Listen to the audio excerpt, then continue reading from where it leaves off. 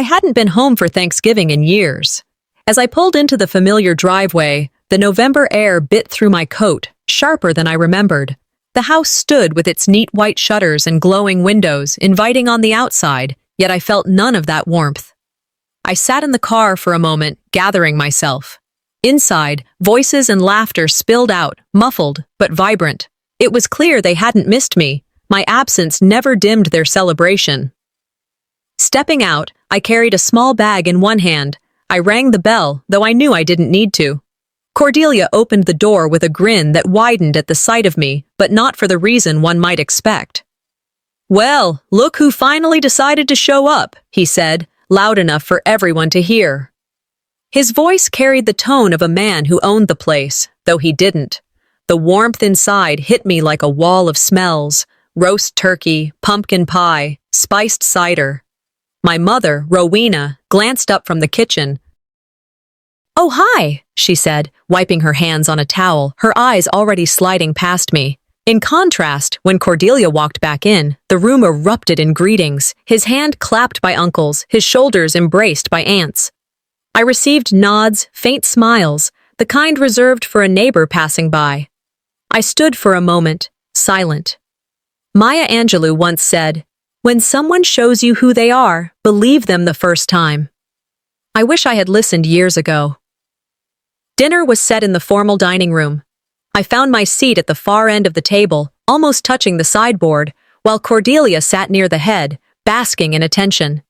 He raised his glass, recounting his latest promotion, each word punctuated with nods of admiration. "It's been a big year," he said. "My team has really shown the industry what leadership looks like." I forced myself to cut into the turkey on my plate, listening to the cadence of their praise. Aunt Mildred leaned toward me with a polite smile. "And you, still teaching at that little community college?" Her tone was honeyed, but her words left a sting. "Yes," I answered evenly. "Teaching has its value." She tilted her head, eyes gleaming. "That must be fulfilling." The pause carried the weight of dismissal. Around the table, others gave me quick glances, the kind that tested whether I'd snap back or let it slide. I chose silence, the skill I'd honed for decades. Cordelia chuckled, patting my shoulder as if to shield me from pity. "Don't worry about her, Aunt Mildred. She likes the simple life." His words earned laughter, not cruel in sound, but cruel in intent. I cut another piece of turkey, chewing slowly, each bite tasting of cardboard. Then came the moment that seared itself deeper than any casual remark. Enola, a guest I hadn't met before, tall, polished, her coat draped over her chair, turned to me with a smile. "Sweetheart, could you bring me another glass of wine?" At first I thought she was joking. I blinked, waiting for her to catch her mistake, but no one corrected her. Cordelia smirked over the rim of his glass. Rowena focused on the cranberry sauce, as if she hadn't heard. Aster, my sister, looked away. "I'm not serving tonight," I said quietly, my voice steady though my pulse pounded. Enola's face colored, but before she could apologize, Cordelia leaned forward. "Oh, don't be shy. You've always been so helpful in the kitchen. She probably thought you worked here." The table erupted in laughter, nervous but sharp. My mother didn't look at me. My chest tightened, but I swallowed the heat rising in my throat. For a second, I wondered if maybe I had disappeared entirely. Cordelia wasn't finished. He clinked his glass for attention. "You know," he began, his eyes shining with mischief, "maybe she should just take a permanent role in the kitchen. At least that's a real job." The words landed like stones. Laughter rolled through the room, louder this time, echoing against the walls until it felt deafening. I kept my face still, lifting my fork as if nothing pierced me. Inside, the burn mixed rage with shame, two fires feeding one another. They didn't know, couldn't know, that every smirk was building a case I'd present in silence. I had learned long ago that anger, when revealed, gave them the victory they wanted, but anger hidden, channeled, could grow into something far stronger. I smiled faintly, not at them, but at myself. Because while they joked and dismissed, they sat under a roof they believed was Cordelia's stage. They had no idea.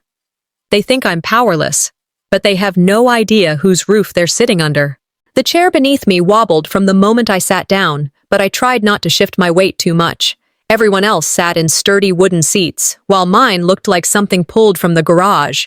Cordelia sat at the head, his chair tall and polished, making him appear almost regal. It was intentional, of course. These things always were. "Careful," Uncle James called down the table with a smirk. "Don't go breaking that one." I forced a small smile and reached for my glass of water. The legs creaked under me. People whispered, chuckled. My cousin muttered just loud enough for others to hear. Some things never change. Then, without warning, the chair gave way. I landed hard, the sound of splintering wood drowned by a burst of laughter that spread like wildfire across the room. My cheeks flushed, but not from the fall. It was the sound, that rolling laughter filling the dining room, that burned the most. As I pushed myself off the floor, I thought, I wasn't sitting at the table, I was the entertainment. They laughed while I stood, brushing myself off, each movement deliberate so I wouldn't give them the spectacle of tears.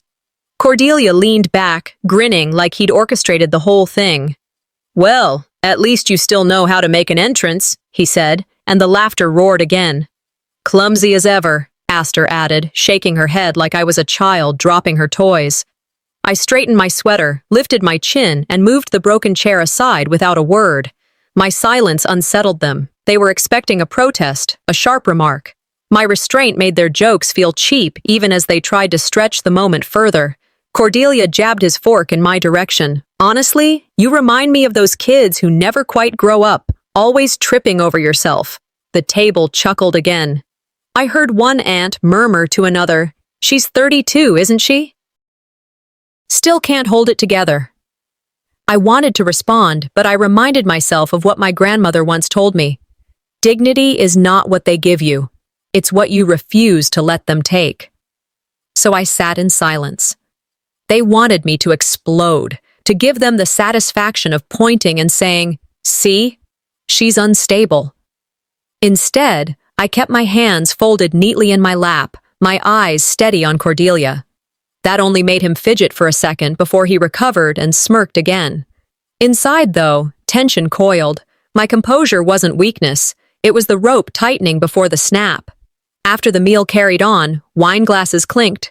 Conversation drifted from football to business, to the rising cost of everything. But inevitably, someone would circle back to me, as if my presence was too strange to ignore. "Madeline, dear," Aunt Mildred began sweetly, "you must be glad for a simple life. No pressure, no big risks. It must be comfortable." Cordelia chimed in before I could answer. "Comfortable? That's a nice way to put it." He laughed and reached for the wine. "Maybe she should just shave it all off, start fresh. Might do her some good." A few people chuckled awkwardly, thinking it was just another jab. Then Cordelia stood up and reached into a bag he had tucked near his chair. My stomach dropped as he pulled out clippers, the same ones he used to buzz his own hair. "Cordelia," Rowena said half-heartedly, her voice more amused than alarmed. "Don't be ridiculous." But he was already moving toward me, the crowd stirring with half-nervous laughter. "No, no, think about it," he said, voice slurring slightly from wine. "A clean slate, isn't that what you need?" I froze as he pressed a heavy hand to my shoulder. The buzz of the clippers filled the room, louder than any of their voices. Aster covered her mouth, giggling. Some cousins laughed outright, others went quiet, their silence a consent that cut deeper than the clippers themselves. The first lock of my hair fell to the floor, and I felt the sting, not physical, but something deeper, almost spiritual. Hair. For women, it's not just vanity, it's identity. They knew that. Cordelia grinned, triumphant, while guests shifted in their seats, torn between amusement and discomfort. I sat rigid, my eyes fixed on the far wall. Every second etched itself into memory. "See?" he said proudly, showing off the clippers like a prize. "She looks better already." Enola, the guest who had mistaken me for the help earlier, muttered unconvincingly, "It's just hair. It'll grow back." I met her eyes, silent, refusing to give her or anyone the satisfaction of tears. Inside, I repeated to myself, "This will not be the end of me. This moment belongs to them, but the future belongs to me." When Cordelia was finished, he dropped the clippers on the table, laughing as though he'd just performed a parlor trick. People clapped nervously, some embarrassed, others pretending it was all in good fun. Plates of turkey and bowls of stuffing were passed again, conversation resuming as if nothing had happened. I sat there, touching the stubble on my head, feeling the chill settle over me. They went back to football scores and family gossip while I felt invisible, stripped bare like an object instead of a daughter, a sister, a woman. But inside, something solidified. If they want me bald, I'll show them what power looks like stripped bare. Across the room, I caught my reflection in the glass cabinet holding the fine china. My shorn head glared back at me, raw and unyielding. I stared until my lips curled in the faintest smile. They thought they took my crown. They only handed me my weapon. The cold air of the garage hit me harder than the buzz of the clippers had. As the door shut behind me, the warmth of the house was sealed away, leaving me in a shell of concrete and shadows. My breath fogged in front of me, curling like smoke before vanishing. The buzz of those clippers still echoed inside my head, like a swarm I couldn't escape. The laughter that had followed me here was muffled now, just faint echoes bleeding through the walls, but it rang louder in my chest. The smell of old paint and gasoline filled my nostrils. Boxes stacked high in the corners bore the dust of neglect. Holiday decorations with broken bulbs, forgotten golf clubs, cardboard sagging from damp. I pulled the cot closer to the space heater, but its weak hum barely dented the icy air. I sat down, rubbing my scalp, the rawness still startling to the touch. My body ached, not from the fall, not from the force, but from the weight of being stripped bare. I whispered to myself, "The clippers are quiet, but they're still screaming in me."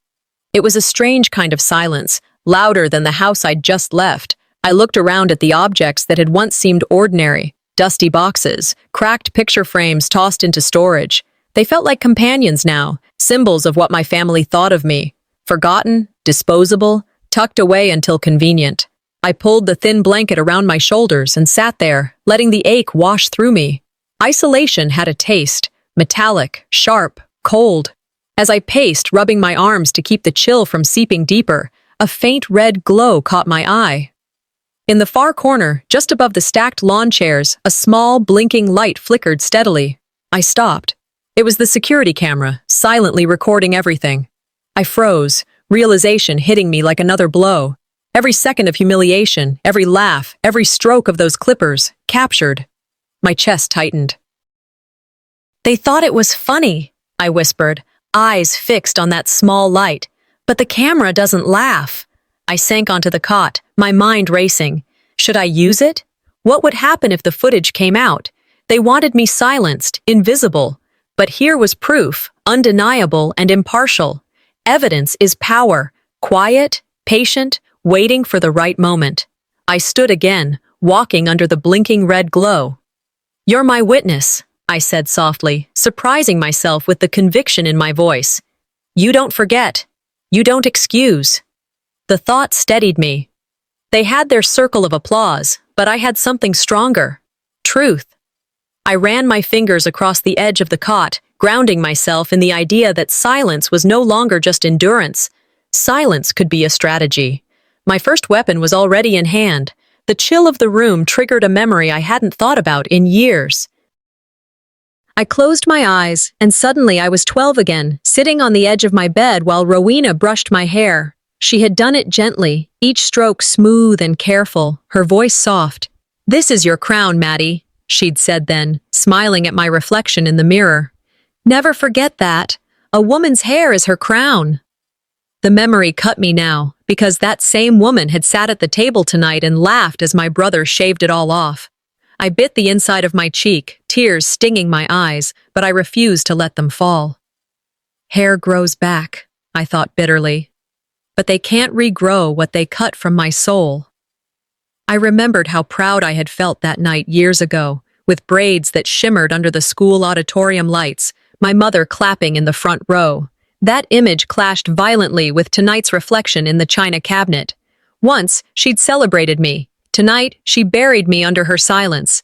Yet even in that cruel irony, the memory became an anchor. If once I was told I had a crown, maybe it meant I had carried it all along, whether they saw it or not.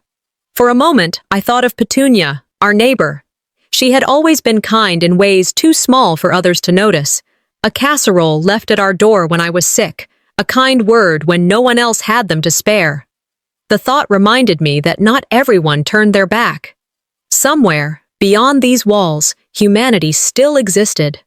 That flicker kept me from collapsing into despair.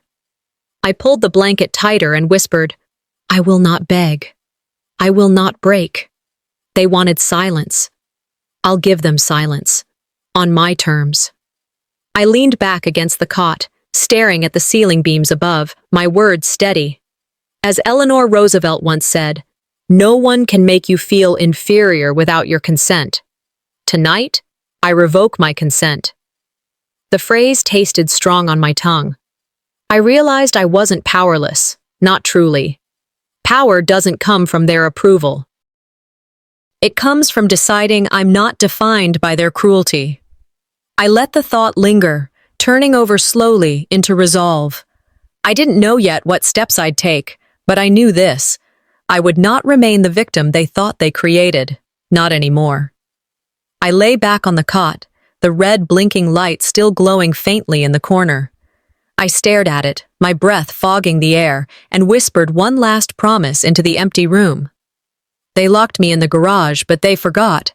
I'm never truly alone when the truth is watching. Rowena opened the garage door the next morning, as though she were performing an ordinary chore. She didn't meet my eyes. Her lips curved into something that was neither smile nor frown, a mask she'd worn all my life. The smell of fresh coffee drifted out from the kitchen, pancakes sizzled on the griddle, and Cordelia's voice carried with the easy cheer of someone who had never known exile. I stepped into the hallway, my joints stiff from the cold night on that metal cot. The warmth of the house wrapped around me, but I felt none of it.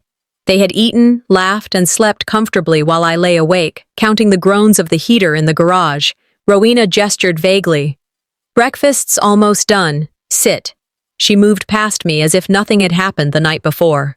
I followed the sounds into the dining room. Cordelia sat at the table, leaning back comfortably as though he'd earned every inch of space. Syrup gleamed on his plate, butter melted into golden stacks of pancakes. My stomach clenched at the sight, not from hunger, but from the contrast. Him, pampered, me, stiff and raw. They can erase cruelty, I thought, as easily as wiping syrup off the table. I slid into the chair at the far end. My hands rested in my lap, still composed. The resentment burned under the surface, but I let it show only in my eyes. I noticed Aster across the room, phone tilted in her hand. She wasn't texting. She was watching something. Whispering to a cousin beside her, she pressed play again. The faint buzz of the clippers filled the quiet, replayed on her screen. Rowena caught the sound and chuckled under her breath. "Kids being kids," she murmured, though we were all well into our 30s. Cordelia grinned, turning toward me. "Morning, Baldy. How'd you sleep out in your suite?" Bet the garage felt just like home.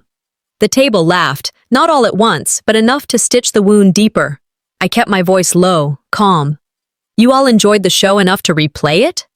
Aster smirked. "It's just funny. Don't be so sensitive." "Funny," I repeated, letting the word linger. "Yes, hilarious, I'm sure." Rowena dabbed her mouth with a napkin. "You should be grateful we give you a place at all. Some families wouldn't." That line slid into me like ice. Grateful. For humiliation, for exile, for a cot in the garage while guests slept inside. I stared at her, unflinching, though my voice never rose. Mark Twain once said, "Never argue with stupid people. They will drag you down to their level and then beat you with experience." I thought of that and chose silence over the stage they were building. But inside, every word carved me closer to the edge. The doorbell rang, and more relatives filed in with coats and chatter. The house grew crowded, filled with voices and footsteps, and the eyes that turned toward me carried the same unspoken story. Outsider. As I stood to move aside, Rowena's voice rang out above the noise. "Since we have more families staying tonight, we'll need the rooms. Madeline will take the garage again." The announcement was public, deliberate. Heads turned. No one objected. Cordelia clapped his hands together as though it were a punchline. "That settles it then," he said. "Back to the guest wing for the rest of us, and the garage wing for her." Laughter rippled. Even those who didn't laugh stayed silent, their complicity louder than any noise. I felt my face steady into steel. It wasn't just eviction, it was exile.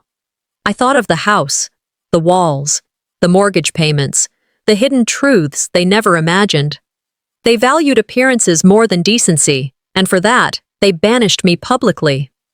The sting was sharp, but under it, something stronger stirred.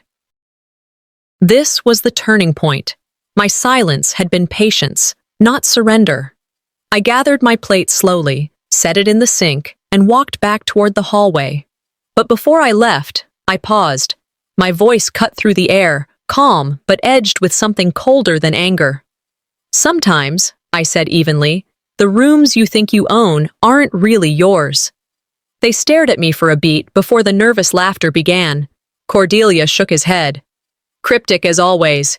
She thinks she's some kind of philosopher. Rowena forced a small smile. "Ignore her. She likes to talk in riddles." I let their dismissal hang in the air, choosing not to elaborate. I didn't need to. They didn't understand it was a warning, not a riddle. I turned toward the back door, my steps measured. As I walked the path toward the garage once again, the cold already seeping through the thin sweater, my thoughts sharpened into a whisper only I could hear. They thought banishing me was power. But they have no idea I was already building my escape. The house grew louder as the day wore on. More cousins arrived, arms full of pies and bottles of wine, their laughter swelling like the walls themselves couldn't contain it. Each one was greeted with warmth, their coats taken, seats offered, their plates piled high before they'd even finished setting their things down. I stood near the doorway, half in the shadow of the hall, half in the glow of the dining room. "Madeline, you look tired," one cousin remarked, glancing at me as though I were part of the furniture. "Still teaching those community classes?" "Yes," I said simply. Her smile tightened, then faded, replaced by a quick pivot to Cordelia. "And Cordy, tell us again about that promotion."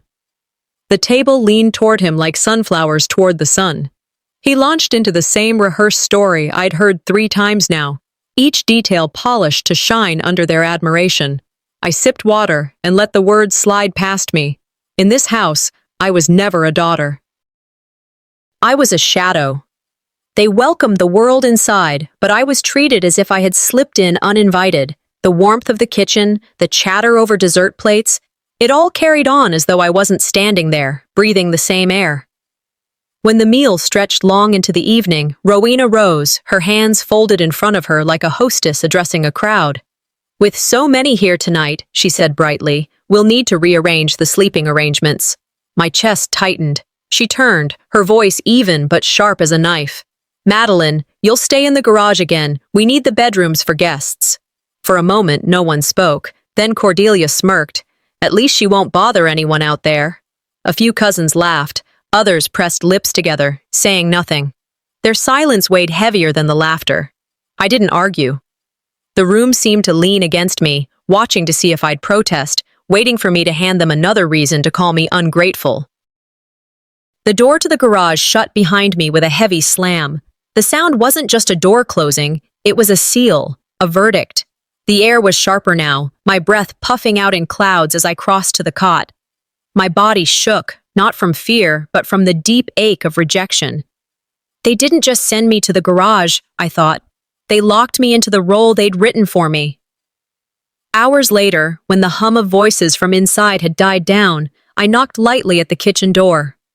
Rowena appeared, her expression flat. "I need another blanket," I said quietly. She left without a word, returning with something balled in her arms. She thrust it toward me. The smell hit first. Stale, musky. When I unfolded it, I saw it was the old blanket the dog used to sleep on, matted and ragged from years of paws and drool. My throat tightened. "This is the only one?" Rowena's eyes didn't waver. "It's warm enough." I took it, holding the weight of humiliation in my hands. Back in the garage, I wrapped myself in it, the stink filling my lungs. My skin crawled, but I pulled it tighter. Not because I wanted its warmth, but because I refused to let the gesture break me.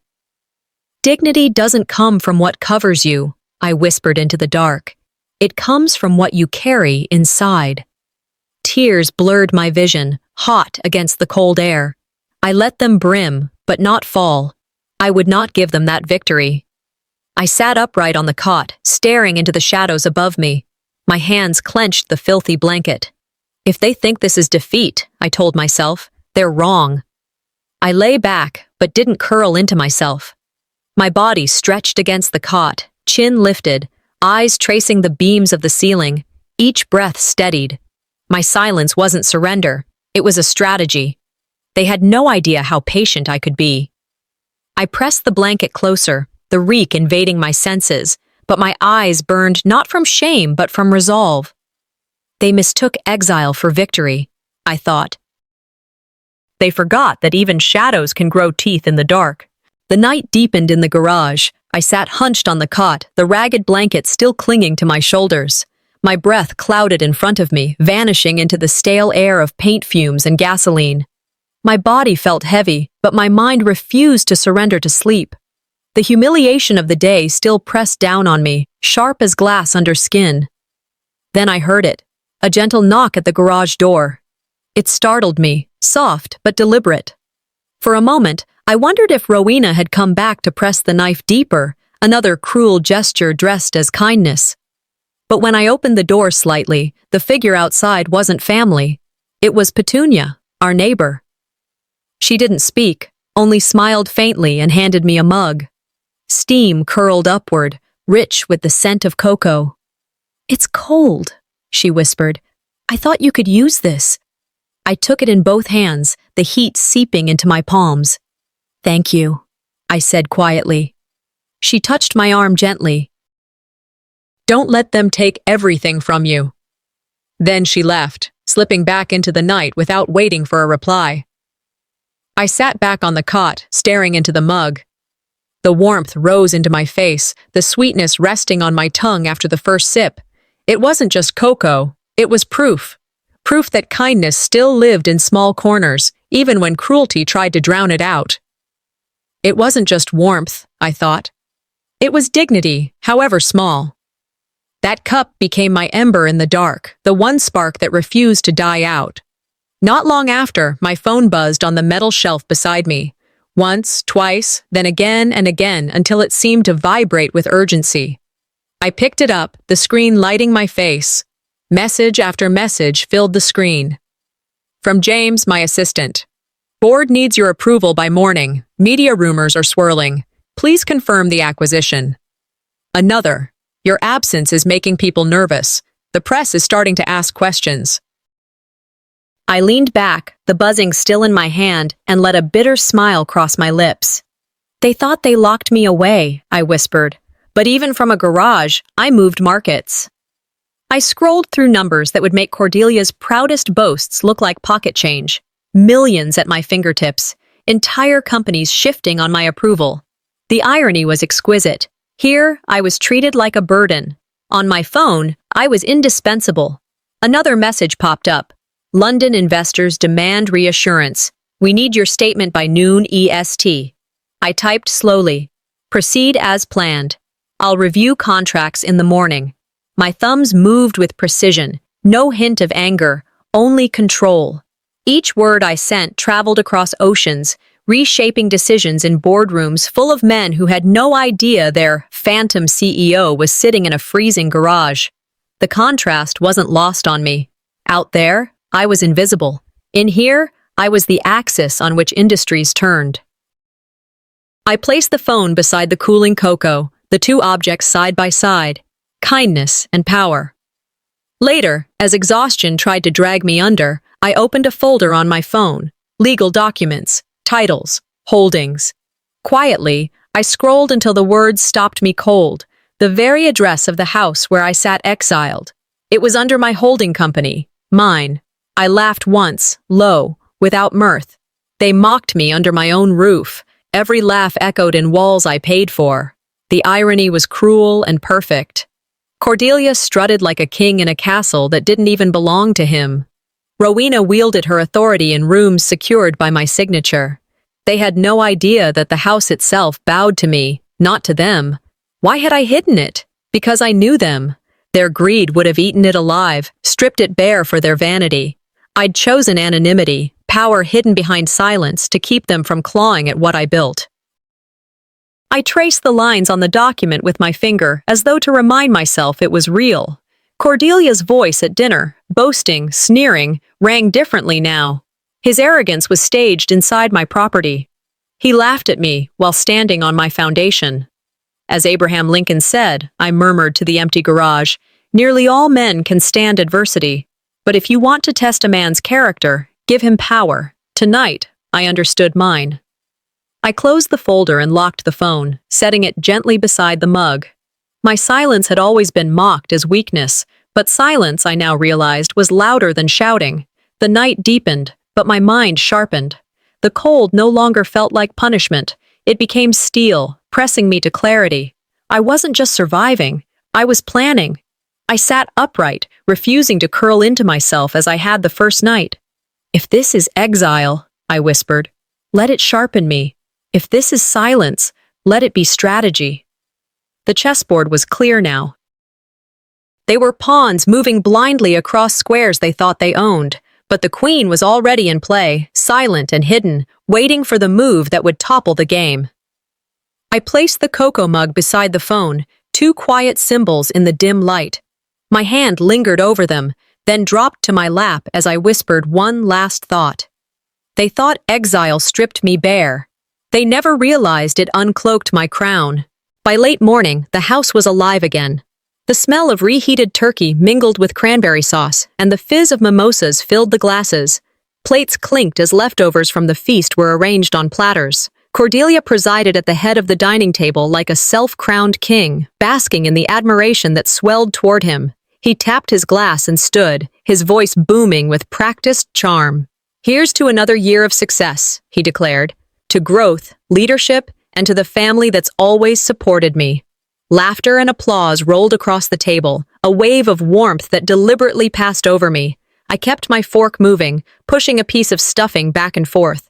Praise was currency here, and I was always bankrupt. I observed from my corner, detached but alert, letting every gesture, every word, every glance imprint itself. My silence was not empty. It was storing ammunition. Cordelia leaned forward, drawing the crowd's attention as if he were telling a campfire story. You've all heard about the deal we closed last quarter. Landmark numbers. Truly unprecedented in our firm's history. Oh, Cordy! Aunt Mildred clapped. The future of this family! Yes, added Uncle James, raising his glass. You've outdone yourself. Your father would be proud. I bit down gently, the inside of my cheek stinging. They toasted him inside my own investment. Every cheer was a theft of my work. Cordelia puffed out his chest. It wasn't easy, but vision never is. Vision. I had funded that very project from the shadows. He was spinning my silence into his crown, every syllable rewriting truth into mythology. I sat straighter, choosing not to interrupt. As Warren Buffett said, it takes 20 years to build a reputation and 5 minutes to ruin it. Watching Cordelia, I wondered how many minutes he had left. The more he bragged, the deeper he dug his pit. I didn't need to shove. Aster joined in, her voice syrupy. Cordelia has always had the sharpest instincts. He sees opportunities the rest of us would miss. Rowena's smile deepened, proud and certain. He inherited his father's brilliance. Some things just run in the blood. The sting cut sharper than I expected. Once, those words had been promised to me. When I was younger, I was told I would carry the family forward. But somewhere along the way, they rewrote the story, and I was cast as a footnote. Relatives piled on compliments. You'll be running the whole company one day. A man like you, the sky's the limit. Cordelia soaked it all in, nodding solemnly as though the crown were already on his head. I watched carefully. Family culture was a theater, building myths while burying truths. But legends built on lies collapse fastest, and I would be there to watch. The mimosas kept flowing, and Cordelia's words slurred with each refill. He grew bolder, reckless. "You know what I love about family," he said loudly, his glass raised high, "is that no matter what, they'll accept you, even if you show up bald." He turned toward me, smirking. "Guess she's finally showing her true colors, bare and empty." The table burst into laughter again. Some laughed nervously, others with full delight, pretending it was harmless banter. Rowena shook her head with a smile. "Cordy, don't tease your sister too much." Her words carried no weight, only theater. My fork hovered above my plate. Their laughter was the knife. His words were the twist.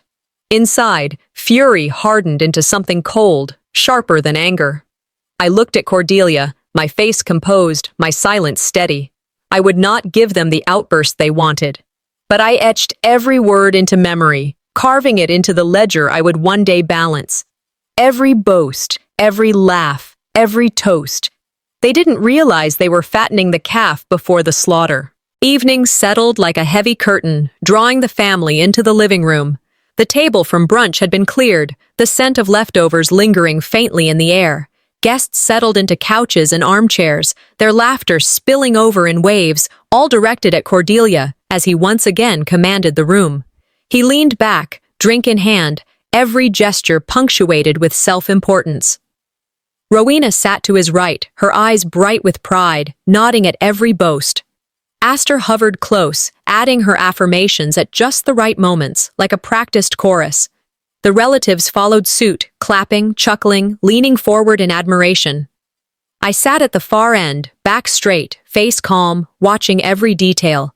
Their comfort was an illusion, and illusions always crack. My silence was the chisel. Justice is a delayed train, but when it arrives, it shakes the station. Tonight, I felt the rails trembling. My phone buzzed quietly in my lap. I glanced down. A message from James, my assistant. Forwarding documents. You'll want to see this. Attached were files, emails, spreadsheets, transfers. I opened them with a practiced eye. The numbers screamed corruption. Cordelia's landmark deal had been patched together with funds siphoned quietly from other accounts. Some mine, some belonging to investors who had trusted the family name. He hadn't just robbed me. He robbed every soul who had believed in him. I scrolled further, seeing his boasts reframed in cold black and white. He covered failures with embezzlement, layering lies upon lies, until the future of the family was nothing more than a hollow balloon ready to burst. My chest tightened. My silence had built his pedestal. My money had dressed his lies in silk.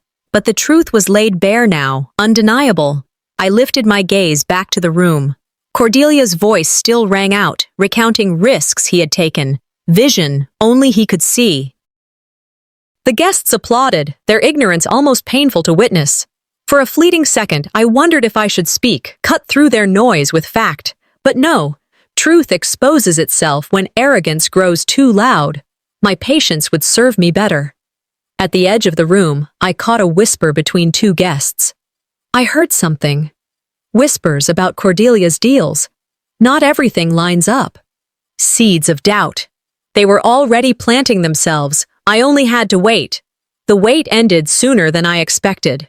Cordelia raised his glass again, voice booming. "To new beginnings, the biggest year yet for our company." His phone rang. He frowned, waving off the room as he answered. But his voice carried, and silence fell as the words spilled into the open. "What? A lawsuit?" His tone cracked. No, that can't. What do you mean public filing? Tonight? Who leaked it?" The room froze. Guests exchanged shocked glances, whispers running like ripples across the surface of a pond. Cordelia's face flushed red, his chest heaving as he tried to collect himself. Rowena jumped in quickly, her voice brittle but firm. "It's just business complications. Every company faces them." But no one believed her. The energy shifted, admiration drained into unease. The louder they had laughed earlier, the quicker their silence fell now. I sat, hands folded, watching as vindication tightened around me. He had mocked me in the garage, stripped me in front of them all. Now he was being stripped by his own lies, naked before the very audience that once worshipped him. I stood slowly, calm and deliberate. My movements pulled every eye toward me. I connected my phone to the television screen. The guests murmured, confusion threading through the room. "Let me add context," I said softly. The screen lit up, and there it was, the security footage from the garage. The buzz of clippers, the sight of Cordelia pressing me down, the laughter ringing out as locks of my hair fell to the concrete. Gasps spread like a wave. A cousin covered her mouth. One uncle muttered, "My God." Rowena stiffened, her face blanching. Cordelia froze, the lawsuit still echoing in his ears, now compounded by evidence of cruelty displayed on the family's own television. I said nothing. I didn't need to. The truth does not need a defense, it only needs light. The laughter they had offered so freely last night now returned to them, but it sounded different, harsh, cruel, undeniable. The clip ended. Silence suffocated the room. I let it linger, stretching, pressing into them until the weight was unbearable. Finally, I spoke, my voice low, clear, and cold. "That was your entertainment. Now, it will be your legacy." The morning after felt heavier than any night before it. The house, once alive with chatter and the clinking of glasses, now carried only whispers. Guests moved in corners, hushed tones replacing the booming laughter from just hours earlier. I walked into the dining room where breakfast had been laid out. Scrambled eggs, toast, coffee. No one reached for the food. The clatter of silverware was absent, as though even the forks and knives felt ashamed. Cordelia sat slouched at the far end of the table, avoiding every glance. His face was pale, his eyes bloodshot. Not a word came from him. He had spent years craving their admiration, and now he shrank beneath their silence. Rowena stood by the stove, pouring coffee into mugs. Her hands trembled. She tried to maintain her air of control, offering, "Eat something, everyone. We shouldn't let one bad evening spoil family time." But the tremor in her voice betrayed her. I sat down quietly, watching them all. The air was thicker than smoke, pressing on every chest. The louder the night's laughter, the deeper the morning's silence. I pushed my chair back and stood, my voice steady though the weight of the room pressed against me. "You should all know something." Every head turned. Cordelia stiffened, but didn't lift his gaze. I continued, calm and deliberate. "The company you've all been praising Cordelia for? The house you've been sitting in, mocking me under? They belong to me. I am the CEO, and this house was purchased under my holding company." Gasps moved through the guests like wind rattling windows. Forks froze midair. Some relatives looked at their plates as though ashamed. Others turned to me with wide eyes, their faces flushing. Rowena's lips parted, then tightened. "Madeline, don't dramatize." I met her gaze without flinching. "You mocked me under my own roof. That laughter you indulged in last night, it was borrowed time." Uncle James shifted uncomfortably, clearing his throat. "Is that true? All of it?" "Yes," I said simply. "While you clapped for his stories, I was the one signing the deals. I didn't build this for applause, I built it for independence." No one applauded this revelation. Silence was my ovation. Then Enola, the guest who had mistaken me for help days ago, spoke up. Her voice was scratchy from the wine of the night before. "Funny thing is," she said, her words slow but sharp, "she owns more than all of us combined. I said it last night, but I guess no one wanted to hear it." The room stiffened. No nervous laughter followed. Enola looked around, daring someone to deny it. Some relatives nodded reluctantly, finally acknowledging what they had long suspected but chosen to ignore. Their eyes flickered between Cordelia and me, the balance tilting visibly. Rowena tried to salvage control. "We only wanted to toughen you, Madeline. Life isn't easy. We thought—" I cut her off, voice flat. "You rewrote cruelty as guidance, as if words could bleach the stain." Rowena faltered, her coffee pot trembling in her hand. I sat back down, calm. Bitterness lingered, but alongside it came the cold satisfaction of truth revealed. They could twist their stories all they wanted, but the truth had become undeniable. Cordelia shifted uneasily, rubbing his temples. For years he had been the golden child, glowing under every spotlight. Now he looked shrunken, restless, like a man exposed in daylight after living in shadows. No one rushed to his defense. No one raised a glass to toast him. Aster, who had once echoed every word he spoke, stayed quiet. Her eyes darted between him and me, fear settling into her expression. She seemed to realize her complicity no longer protected her. I studied them both, my voice low but resonant. For once, I don't have to prove myself.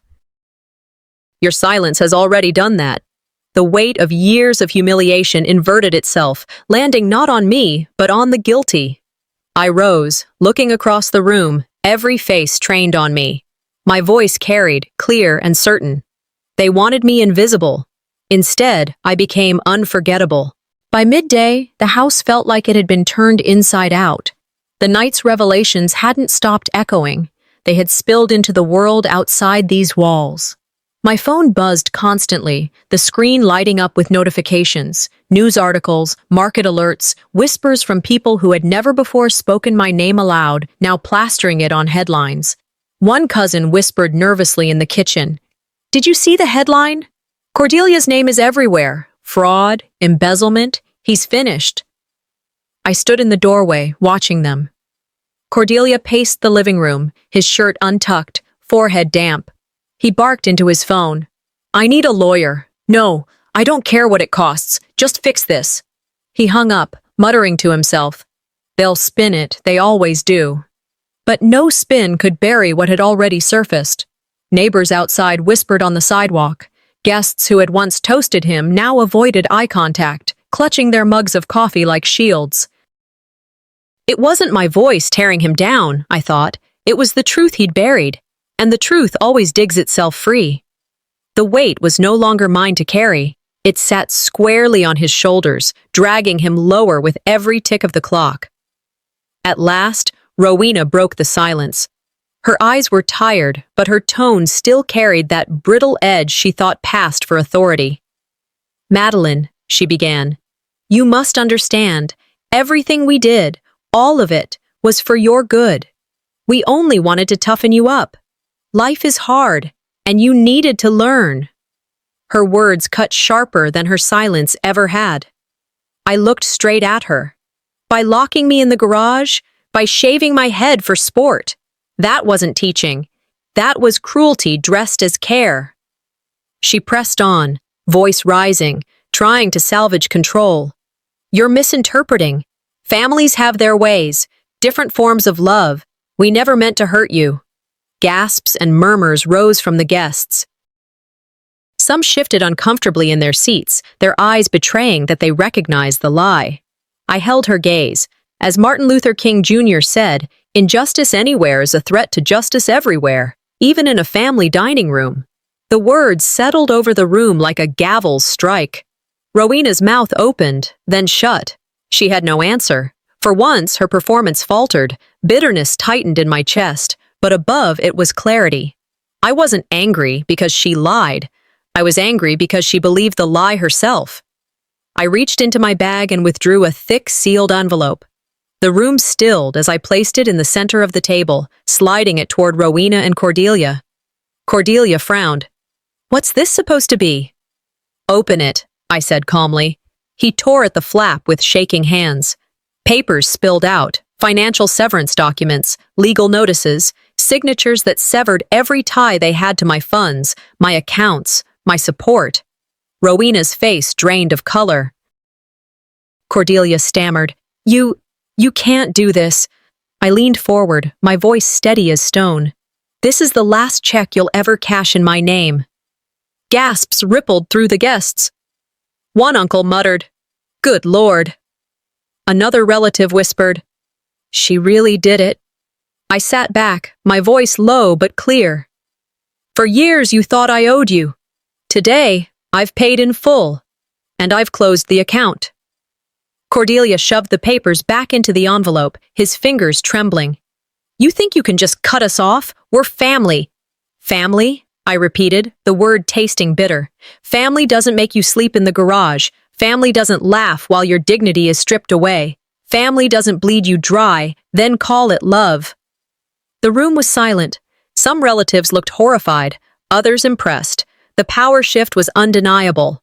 For once, the control rested in my hands, and they knew it.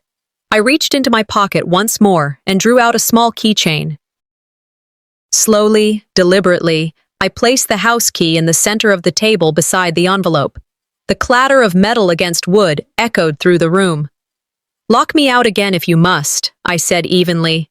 "But remember whose door it is." Cordelia's face contorted, Rowena's lips trembled, but neither spoke. The image of their power crumbled in real time, witnessed by every pair of eyes in the room. Guests sat frozen, the sound of the key still ringing in the silence. It was triumph, but not loud. It was justice, quiet and final, the kind that settles into bones. I rose, my voice calm, but edged with the weight of every year I had endured. They thought my silence meant surrender. But silence was only the drum roll before the verdict. The house after the storm carried a silence so thick it clung to the walls. No one dared laugh, no one dared toast. Guests who had once leaned forward eagerly now kept to corners, their voices hushed as though even a whisper might break the fragile air. Shame had settled in, and it was suffocating.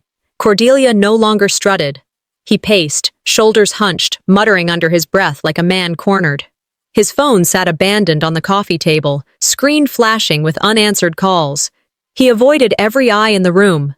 Rowena sat in her chair, but the mask of matriarch pride had cracked. She clutched her hands together, her knuckles white, her face drained of its usual fire. She had built her authority on control, on her ability to bend perception, but now she seemed small, shrunken under the weight of her own performance. I stood in the doorway for a long moment, observing them all with clarity. The anger that had burned in me for years was quiet now.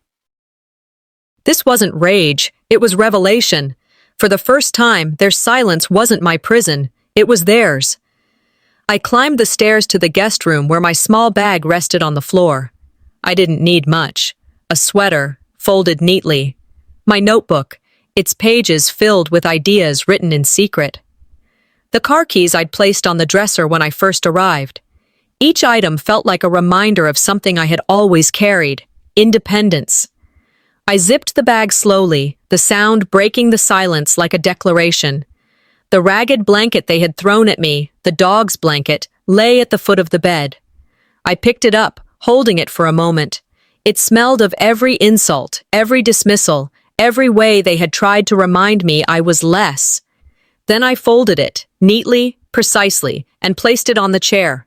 I wasn't taking their shame with me. I was leaving it behind, exactly where it belonged. As Oprah Winfrey once said, I murmured, surround yourself with only people who are going to lift you higher. Tonight, I chose myself.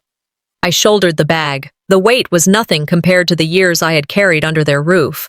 When I descended the stairs, I found them waiting. Not bravely, not kindly, but with the desperation of people who had lost their footing. Aster spoke first, her eyes darting anywhere but mine. Madeline, I'm sorry, I didn't mean to. Her voice faltered. She let the apology die before it ever reached me. Rowena stood, her voice trembling but determined. Families fight, but blood is blood. We've always been one, and we can heal from this.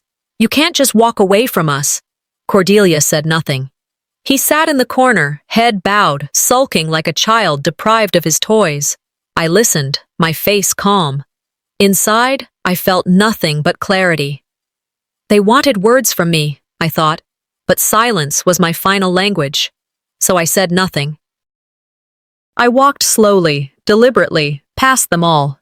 Each step was its own answer, louder than anything I could have spoken. The guests shifted uncomfortably, some turning their heads, some watching me intently. They knew. The fracture was permanent. No amount of pleading could stitch this back together. I reached for the door. The evening air hit me, sharp and cold, but it no longer felt like exile. It felt like freedom. The same chill that had once punished me now cleared the air from my lungs, crisp and bracing. I walked to my car, my hand firm on the handle, my reflection staring back at me in the window. No longer the girl with a shaved head shivering in the garage. no longer the disappointment. I slid into the driver's seat, the leather warm against me, and started the engine. The hum was soft, steady, reassuring. As the headlights cut through the dark, I looked once more in the rearview mirror. The house loomed, smaller now, shrinking with every inch of distance. I wasn't leaving broken, I whispered to myself. I was leaving whole. The road stretched ahead, open and waiting. They had defined me as the failure for decades, but tonight I rewrote my name in ink they could never erase. In the weeks that followed, the world delivered its verdict with a force no courtroom could have matched. Cordelia's name appeared in headlines across the country, no longer draped in praise, but stamped with scandal. Lawsuits multiplied, the word fraud attached to his face like a brand. The guests who had sat in that living room, who had watched the footage, who had seen the lawsuit break, spread whispers that grew into shouts. What my family thought they could contain within those walls now poured into the streets, into newsrooms, into every corner where their reputations had once stood untouched. Rowena, who had cultivated an image of perfection for decades, found her world shrinking. At church, whispers followed her down the aisle. At the grocery store, old friends turned their carts down different rows. The same people who once admired her matriarch's pride now shook their heads with pity, or worse, with disdain. Astor suffered her own collapse. At her office, colleagues forwarded the viral video of her laughter during my humiliation. She walked into work one morning and found silence waiting. No greetings, no smiles, only the weight of judgment. The neighbors avoided her, their waves replaced with shuttered blinds. I watched from afar. They had laughed at me as entertainment. Now the world laughed at them as disgrace. Cordelia fought harder than any of them, but his downfall was swift. He resigned under pressure, his assets frozen, every boast he had made now dissected by the same press that once printed his promotions. He raged, called lawyers, shouted into phones, but each call ended the same. There was nothing left to salvage. Rowena clung to excuses. The media exaggerates, she told anyone who would still listen. But her voice shook, and even the loyal ones began to distance themselves. Invitations stopped arriving. The dinner parties where she once held court dwindled to nothing. Astor's world shrank until it was just her and her own reflection, staring at a face she no longer recognized. Even Enola, the guest who once mistook me for the help, sought me out. She wrote a letter, then visited my office uninvited, her eyes red with shame. "I am sorry," she said quietly, "for what I said, for laughing, for not standing up." I listened, I nodded, but I did not absolve her. Forgiveness wasn't mine to hand out like favors. They had written their own punishment with their choices. As the saying goes, karma has no menu. You get served what you deserve. At Summit Enterprises in Manhattan, my board greeted me with respect that contrasted so violently with my family's contempt. Meetings began with silence until I spoke. People listened, not because they feared me, but because they trusted me. Building Summit had never been about revenge. It had been about freedom, about proving to myself that I could build something strong enough to stand when everything else collapsed. I stood in my office, the city skyline glittering behind me, and thought, I was no longer the girl in the garage. I was the woman who owned the roof. A month later, I bought another property back in Pennsylvania. Not the old family house. I let them keep that hollow shell. I bought a place of my own, bigger, brighter, a statement not of wealth but of choice. I decided who belonged under that roof. For the first time, peace settled in. I realized I didn't need their recognition anymore. I had given myself all I ever sought from them: acknowledgement, dignity, and love. One evening, a letter arrived from Rowena. The envelope bore her neat handwriting, the kind she used for thank you notes and holiday cards. Inside, the words twisted between apology and excuse. She wrote of misunderstandings, of wanting the best, of hoping we could find our way back. I folded the letter once, then again, and placed it in a drawer. I didn't respond. I didn't need their words, I thought. My life was my answer. I poured my energy into my company, into the people who valued my leadership, into causes I cared about. For the first time, my world was built only of those who lifted me higher. Maya Angelou once said, Success is liking yourself, liking what you do, and liking how you do it. Finally, I did. They had locked me in a garage on Thanksgiving. They had shaved my head to shame me. But I walked out owning it all. And the only thing I lost was the need for their approval. Next Thanksgiving, the house will be warm again, but only for those who know what family truly means.